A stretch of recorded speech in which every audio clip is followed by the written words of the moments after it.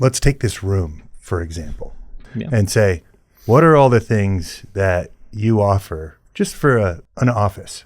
Okay. So, in a one-room solution, if you had lighting, if you had a television, if you had an Apple TV, if you had a lamp considered on that lighting, if you have a thermostat, and you wanted, somebody said, hey, I want to be able to control these on one app instead of having to go into 3 different apps, pick up a remote control, do all this stuff. There's a lighting solution from Lutron that you would do, to control your lighting. Thermostat, you put in a smart thermostat. I usually recommend Ecobee. It's nice and integrated. It integrates with everything. All the manufacturers of the new heat pumps and everything? That we just have to check. I got you. Yeah.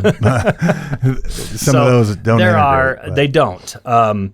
Ecobee does have a pretty robust commercial system as well that controls a lot more than just the standard. But yeah, so we look into that.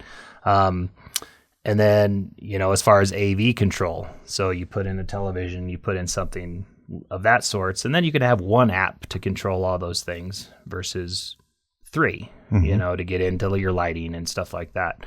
Sound, yeah. Architectural speakers in the ceilings or walls or something like that to connect to, say, a Sonos box, to have, and then again, you can have one app to control all that stuff. So in one room, you can have a television, speakers, thermostat, lighting, all that stuff in one room. Because I have 2 of those things, and I got 7 remotes in my living room. And I'm like, which one turns the TV on? Yep. Oh, wait, what about the sound bar? Oh, where's the light controller? And then, the fireplace controller. Ooh, yep. And there's simple ways to do that if you don't want a control system. A lot of clients hear the word control system, and it's like, it has a bad nomenclature to it. People don't want to do it. It's like, so there's new ways too that Sonos has made it very easy to get rid of those multiple remotes, whether it's an Apple TV or a Roku or something like that. The biggest thing is to cut the cord from a traditional cable service. Yeah. If you do that, life is easy. Cable boxes always mess up everything and make everything harder and more difficult. And it's just because they're cable boxes and they don't output the same stuff that an Apple TV does, and it messes up things. So if you get rid of that and you go to a streaming service, you can get a one remote solution, usually for everything that controls volume and everything else. So that's a nice way. So what control system, let's say, for this office? So what I prefer now is Josh.ai. Okay. It's actually a company that's located in Denver. They've really come on in the last 5 or 6 years as being a very big standout solution for this type of stuff. That's a little bit more non-traditional than the traditional control systems. Okay. They're doing things a little bit differently. They're all about working well with others, where some control systems are, if you don't want to work in our ecosystem, we don't want to work with you type of thing. If you're not, so Josh does really well. Josh, one of their 2 biggest vendor or partner solutions is Lutron and Sonos. Okay. So they work perfect with those 2 companies. They work great with Ecobee. They work great with the retrofit Lutron outlets and switches. Any Lutron, doesn't matter. So Lutron has several lines. It's something that we didn't go over. They have an entry level that you can buy at Home Depot called Caseta. But Josh works with any of them, so it doesn't matter what line, all the way from Caseta all the way up to Homeworks. Okay. So they don't care what level. Yeah. As long as it's just a Lutron hub. And so Josh.ai becomes the control system. Yep. And tell me some of the intricacies of Josh that you like about it. Gives you one remote or one app solution. It's very, as you talk about smart and talk about those things, it's very smart in its own that it finds everything it works with automatically. You don't have to do any programming, anything like that. The second you put that Josh piece on the network, it automatically finds everything that it can control. Okay. It'll find all your Lutron rooms. It'll find all your Lutron devices. What about my neighbors? Will not do that because it's not on your on your network. So anything that's on your, as long as you're not stealing your neighbor's network. Okay. I mean, if you were, Yeah. then it would find all their stuff and we could control it. But so it just goes out and finds it. The cherry on top for Josh is it also allows, which something we haven't talked about, is voice control. Okay. So that's another area where home technology and the smart home and the connected home is going, is voice control.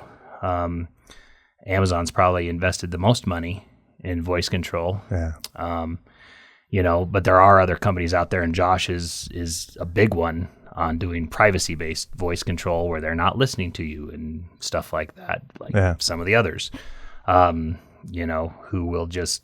I'm going to have to fact check you on that. Are you sure? That's fine. I mean, we can talk right now and look at phones and see what we just talked about and see what ads we get. So that system itself is just amazing. And from there, you can create your home automations that you talked about for anything that's going on in the house or in the room. You can have certain automations that if it's your office and you turn on the light, you can have the TV automatically turn on. So do you got to say something like, "Hey, Josh"? You don't have to say anything. You can have stuff programmed for that. But yes, if you want to wake Josh up and talk to him, then it is yes, "Hey, Josh," or okay, Josh. Yeah. And what if my son's name is Josh? They have a different option for a name. Okay. They only have 2 right now, so it's a 3 actually. So, so they do have solutions in case they run into that. Yeah. No, my brother-in-law uses the Alexa system. Yeah. And that's his daughter's name. So kind of became an issue. So I think they renamed it. But you can, yeah. Apparently the investment to change a wake word is very expensive. So it's not as easy as everybody thinks it is. Yeah. So it's been requested. But, but speaking of like the automations and stuff and home automations, you can have your thermostat. If you turn on a light, then it knows somebody's there. You can have your thermostat go to a different setting based on just turning on a light or a motion sensor detecting motion or something like that somebody's in the room. Again, you can have, if you leave the room and you shut the light off, you can have it turn everything off just by turning off a light. So you don't have to go through and shut off the music and shut off the TV and turn up the thermostat or something like that. I could just say, "Hey, Josh, turn everything off." You can. Yeah. You can say it, or you can just, again, program it to a light switch that it knows that if you turn that light off, you're leaving. Okay. So you don't even necessarily have to. There's ways around it if you don't want voice control. Which a lot of people don't. Yeah. But the automation side of things is cool. Just being able to trigger actions based on just lights or something else that comes on. So. Okay. So that's like everything we could do in this room. Now expand to a whole house, right? Okay. What else am I looking to put into my new home? So expanding to the whole house, another smart device that was created years ago was the doorbell, video doorbell. That's become very popular. Integrating your doorbell into your system and having announcements made by Josh or something that somebody's at your front door, or obviously multi-room audio. When you talk about audio in the office, then you want maybe audio everywhere else. So you can say, "Josh, play music everywhere," and just automatically plays music everywhere. Yeah. It's all the same music, which used to be very hard to do. You couldn't make music match in all your different rooms. So that's very easy to do now. And video solutions, Josh, turn on the TV, or Josh, watch YouTube TV, or, turn on football or something like that. I mean, there's those types of things that you can do. With that, thermostats, maybe you have multiple thermostats in your house, so automating things to be different. Smart vents, they have smart ventilations now, so that like close if you don't have dampers. A lot of homes don't have dampers in their HVAC. So you can zone out a house without having dampers in your HVAC system. No, unless if you have multiple furnaces, those are 2 zones.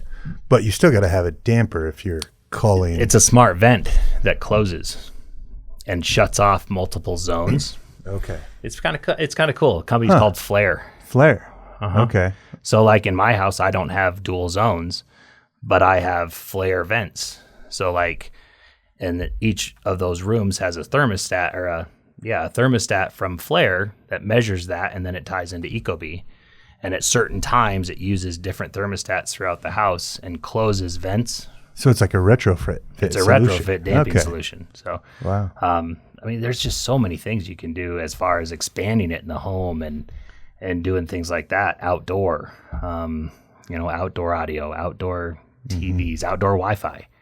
How many people want Wi-Fi when they go out in their patio, that's probably the most important thing in a house is your network. Yeah. Network solutions. So I'll ask you about like the key solutions that you think we should consider, but let's talk more about the house. Blinds.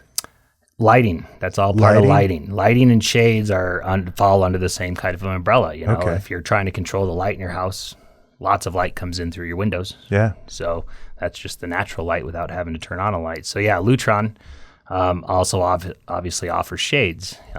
So the lighting and shade control, talk about automations.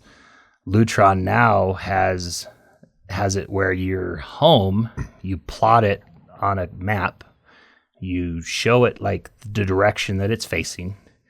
And then throughout the day, Lutron knows where the sun is and can close your shades automatically based on where the sun is at that time of day.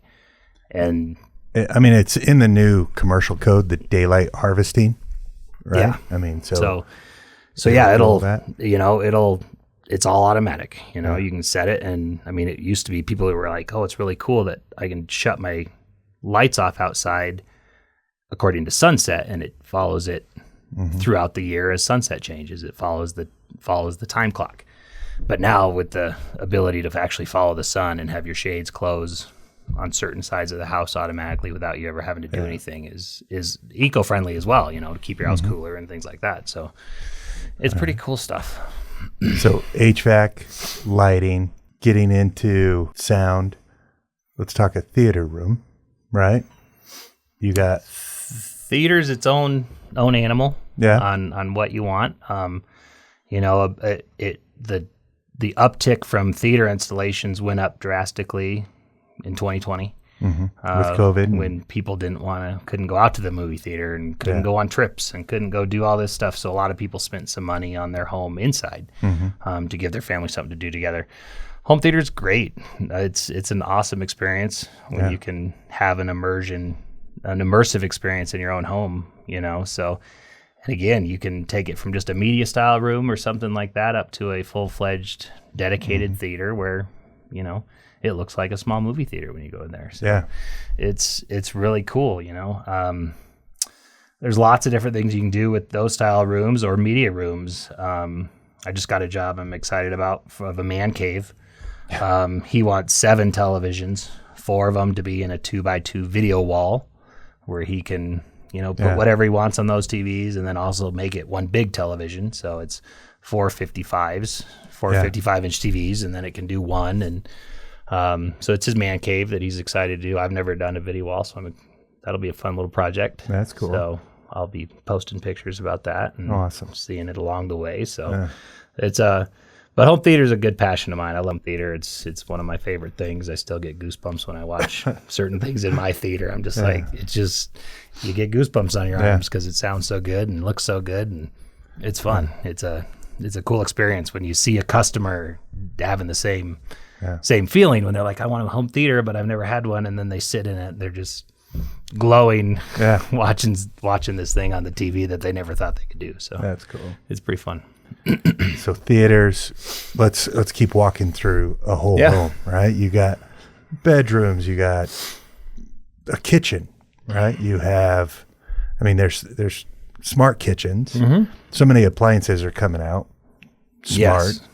I'm not sure why I need to be reminded that my dishwasher is done, but everything's Bluetooth with cameras and all that. But that's really on the appliance end. It is. Does that integrate with Josh, you think? They haven't yet. I know there's been calls for it. I know people have asked. a lot of people are getting ideas too from Alexa, because Google and Alexa and Amazon are doing as much as they can, and it integrates with their car. Alexa is integrating your car. You can start your Tesla. You can do lots of those things. So I know a lot of companies, they've a lot of requests for that from Josh. Josh is teetering the line though of their main focus of what they've always been focused on, and that's privacy. So they're really walking that line, going, some of these things cross that line of privacy when other things in your home can monitor what you're doing and possibly listen, whether there's a microphone in a refrigerator or something like that. You don't know. And the second you integrate it with it, there's always that issue of security and stuff like that. So it's a hard one. It's a hard one for them to deal with. So they're still trying to stay focused definitely on that privacy-based system for the clients that want privacy and don't want all their devices necessarily with cameras and microphones and connected things. So there's a fine line between people that love it and that people are just like, I don't want other people listening to me all the time. So the kitchen's cool though. It's interesting. Kitchen, we walked through. I mean, you got a basement, entertainment, theater, bathrooms. Have you done anything crazy in a bathroom? Like a wall-mounted TV? I have a television in my bathroom. Yeah. It's a frame TV, so it's actually flipped vertically, so you can flip the TV's different orientations, so it looks like a picture, which a lot of the aesthetics committee, really like. How televisions look more like art sometimes and things like that, and don't want a big black screen. But so there's companies out there that make really nice televisions and mirrors that are really popular in bathrooms and things like that. Bathrooms is not I have speakers and television in my bathroom. I'm not sure what else we can get in my bathroom, but the smart toilets are kind of amazing. Those things are, I'm not sure why I need my toilet to be any smarter than it is. Have you ever sat on a heated toilet? Oh, yeah, but it's lovely. No, we just put a bidet in that was all integrated, and I'm afraid of this thing for everything it does. I was like, wow, this is a little spooky. But that is one thing that the Americans have not caught on to, is the bidet, which I'm sorry to say is one of the greatest. No, there was known to man. A lot of our European clients, that's who requests them. They're like, how come you guys don't do this? And I would agree. Yeah. It was Lawrence. He did. Okay. He did that. Okay. And, very European. And so that we did that at his house. But I think about, like during COVID and the whole toilet paper debacle. I wish I had a. At that point, I was like, bidet would have been really nice. Would have been nice. No, but it is. It's. I think I've only ever used one twice, but you got to have an outlet. You got to have water. Dedicated power. It's heated. All this stuff. But blow dryers. Anyways, smart toilets. Yes. Anyway. So, what are the limitations that you see that people are running up against? Is it mainly integration? Is it, what are some of the things that can't be done? That is a hard one. I don't know yet if I've run into a client who has asked me something that can't be done, which again, I guess is fortunate for me. One thing that's limiting right now, probably for certain items you would do, like the guy who wants 7 televisions in a room, and then he's using YouTube TV or something like that. One of your biggest limiting factors right now is internet. The speed. We've ran into that issue a couple times with a couple houses you've built, where there is no internet at these homes. People are spending millions of dollars on their house, and then they can't get internet. They got to get a satellite or dish. Satellite's a big savior. Yeah. Starlink anyway has been a pretty big savior for some of those people. So that would be the highest limiting factor right now on bandwidth, what people want to do in their homes. Okay. versus the internet that they can get into their homes. I had a house in Genesee that I worked on about 5 years ago. They had CenturyLink internet, and it was 30 meg internet is all they could have. I tried to hook up 3 cameras, and it crashed the whole network. Oh, that's an area we haven't talked about. So security. Security is always one as well. Yeah. But what you need internet for. Yeah. So, but yeah, so internet would be my biggest thing right now. And that even though we're getting faster and faster internet, it's not going to seem like it because everybody is just shoving more information down it. So it's still like, why would I need 2.5 gig internet? It's like, well, because when somebody decides that they want to stream 8K video eventually, that it's not going to seem faster than anybody else because they're just shoving more data down it. So, but yeah. Fiber. Fiber's always good. Is that going to solve for this? I mean, you'll see. They'll solve it for a while. Yeah. How long is it going to take before we're up to 10 gig? 10 gig video and stuff like that. I mean, it should.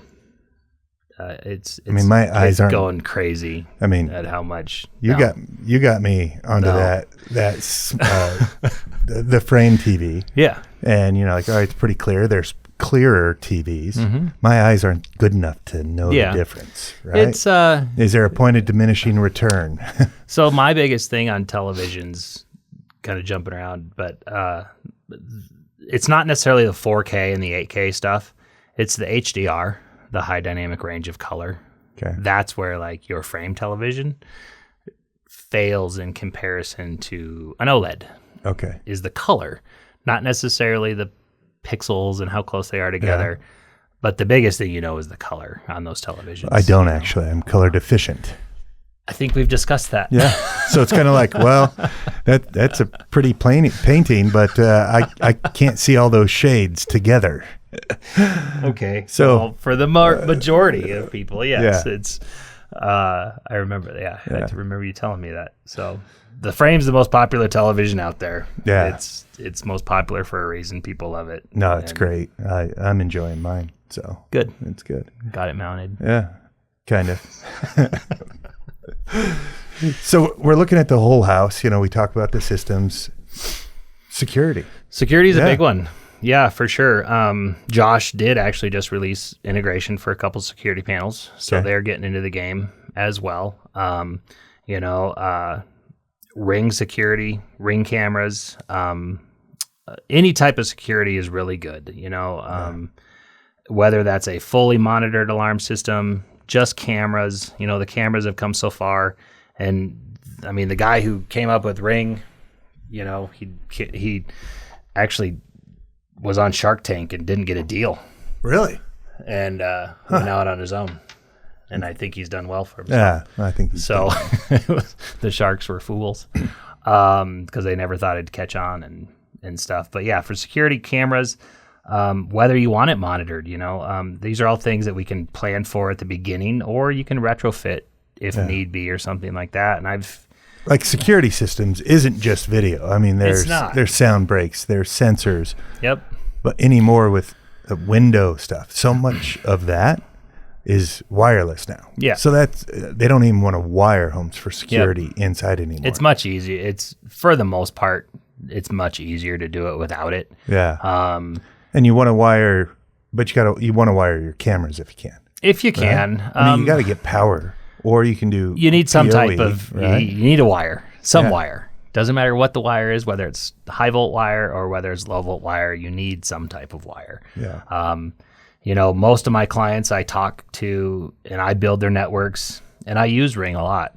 Ring is actually one of the most used camera systems I use, only because of the notifications that Ring gives you and stuff like that. There are lots of other options out there that are similar, but I went. What's the Nest? Mm-hmm. That one. So that's all the cameras. I have it in my house. I'm not a big fan. I thought the doorbell was better than Ring because I did an early Ring and it wasn't as good. Yeah.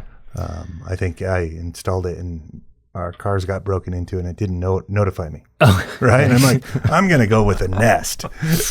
Okay. But I mean, it's all kind of, it's kind of, that is completely customer side of things. It's all personal preference. I prefer Ring. The Nest products are just, I don't know. I don't prefer them as much. Resetting them, setting them up, I've done that a couple of times. Ring's just always been great. One other thing I look for when I pick a vendor partner is like customer service, things like that. Nest doesn't have as good a customer service that I've dealt with recently in the past. I mean, just in the past. Rings is great. So these are, when I vet all my vendors, it's like, can I talk to a real person? That's another thing that people, so I look at all their customer service, whether it's Sonos, whether it's Ring, whether it's Lutron, all these people I can actually call and talk to somebody in a really short amount of time. And so can the client. They can call just the same on all of their stuff, on whether it's their network. I use Eero. Whole home network. I mean, I like to give client the ability to call if they want. They don't necessarily have to. But security, it's the world's crazy sometimes, and you need security, and cameras usually offer people a sense of comfort. Whether it's to watch somebody break into their car. I mean, that's really all they're doing, because people don't care anymore. They don't care that the floodlight comes on and says you are currently being recorded, and they just continue to it's tough. go through their car. So and steal packages off your porches, whether you're Ring, and you get them, you watch them. It's like, great. So now I have evidence, but that's about all it does, is give you a little comfort that you can see. The Ring alarm is cool because you can have it auto arm itself at night. When I had it and it didn't auto arm, I never used it.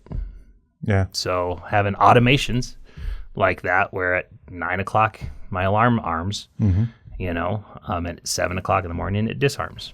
So at least I know I'm protected over that night, and I didn't forget to arm it. So those all go into that smart connected home type of thing, where not all security panels auto arm, but some of them do. So those are things to look for. So this is all on the low voltage side. Now there's some cool load side, like span panels, smart switches. Have you run into any of that, or gotten involved in some of the stuff that they can do for load control and calculations? Because it's part of your house being efficient, is understanding power management. Power management. Power management's huge. I haven't delved too much into it on my side. That's mostly getting partnered with an electrician and stuff, where you are doing load management, and you can see, again, your house can smartly turn off certain circuits and stuff like that to keep your house more efficient, and you can actually see how much power you're using, instead of actually waiting for your bill to come in and wonder why it was so high. So the power management side of things, most people just go with like the Tesla batteries, but there's so many other options out there that are doing power management things that are really cool, and there's a lot of money being invested in that power management, which you guys do a lot of. So we do a lot of walls, but the integration of the control system. The smart home, getting it to that control panel or to the circuit level, and being able to say, wow, I left the hot tub on, I have it on a wrong setting because it's trying to heat way too much during the day. But be able to see it in that home control system would be pretty amazing. It is. And you can definitely do that. I haven't been a part of any of those installs, but I know where everybody's going. Savant is way head deep into the power side of things on their control side. And that's where they're, really monitoring all the power usage and stuff like that, and being able to turn off those breakers that are unnecessary, that are still drawing power, whether your house is on or not. Even just having batteries, UPSs, uninterrupted power supplies, whether the battery is in a rack or whether it's a huge wall mounted thing that will power your whole house for a couple hours. It's cool. I just haven't I haven't got into that side. I mean, it's the electrical side. But it's really, you got to bring all those systems together. For sure. Right. And a lot of those companies, though, it's interesting because a lot of those companies that are doing that are geared toward the integrator like myself. And then they're not reaching out to the electricians at CEDIA. Like when I took you guys to the CEDIA show, there's a lot of power management companies there. There's no electricians at CEDIA. They don't come there. It's all integrators and the integrated home. Yeah. So partnering with the electricians so that we can work together on different options. I know you guys have options that you currently use now. So, but there's a lot of different things out there to look at. And there's lots of places that offer free classes on what they offer and things like that, and lunch and learns and stuff like that, where they can show off product to you guys and myself and electricians and everybody involved. So because it takes everybody to be on the same page to integrate a home. As a custom home builder, one of our clients said, "You guys aren't custom home builders. You guys are system integrators." Because it's not even just the low voltage or the electrical. You got gas, you got, this fireplace, you got so many different things. And hey, what if we did this that the designer wants to do? And we're like, how do we integrate this and how's it impact that? And so that's kind of what they call us. Yeah. It's especially when it's a one-off unique prototype that you don't build over and over and over.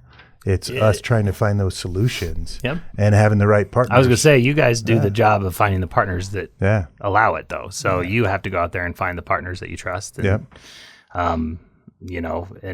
doing what you guys do sometimes is, I can't imagine.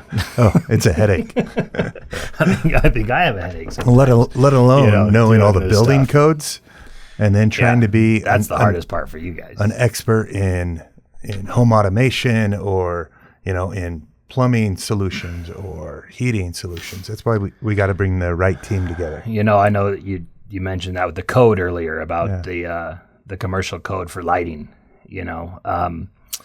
and I think, did you say it was going into the residential book at some point? That's what they're talking about. Yep. So, and I reached out to my Lutron rep when you guys had mentioned that. And I'm like, hey, just a heads up, that we got Boulder County trying to do some interesting things. Looking at doing daylight harvesting requirements on residential homes. Yeah. And it wouldn't be Boulder County necessarily. It would be in the new national national. Well, there you go. Code. Then and when that comes, then Lutron will have a solution. Lutron has a commercial solution right now. They just have to move that into the residential side of things.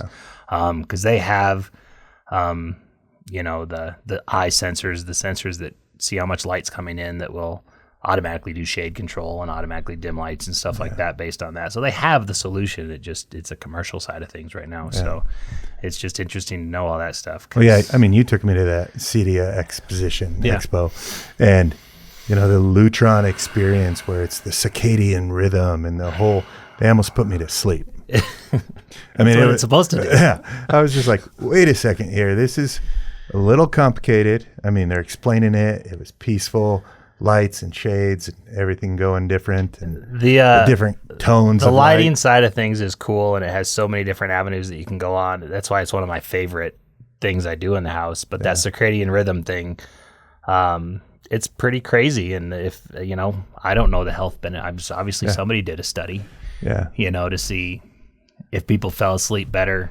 I just need to not have my phone in my room, and I'd probably sleep better. That is the wrong temperature of light that you're looking at. Most people could just put their phone down and get a better night's sleep. Go to sleep without bringing it in their room, or televisions. I have a TV in my room. I gotta have it on, but waking up with, and I can't comprehend yet waking up with a 5,000 Kelvin light temperature in my house.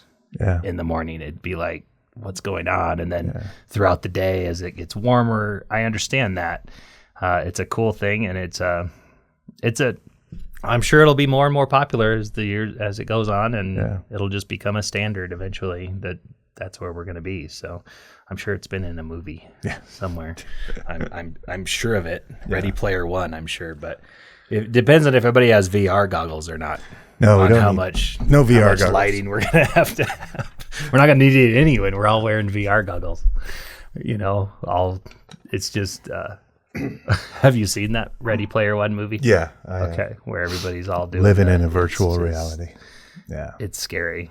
That I saw a guy at the airport with his Apple, what do they call it? The Apple Vision. The Apple Vision, and he's sitting and it's like we're all waiting for our plane, and he's sitting with his goggles on going like this.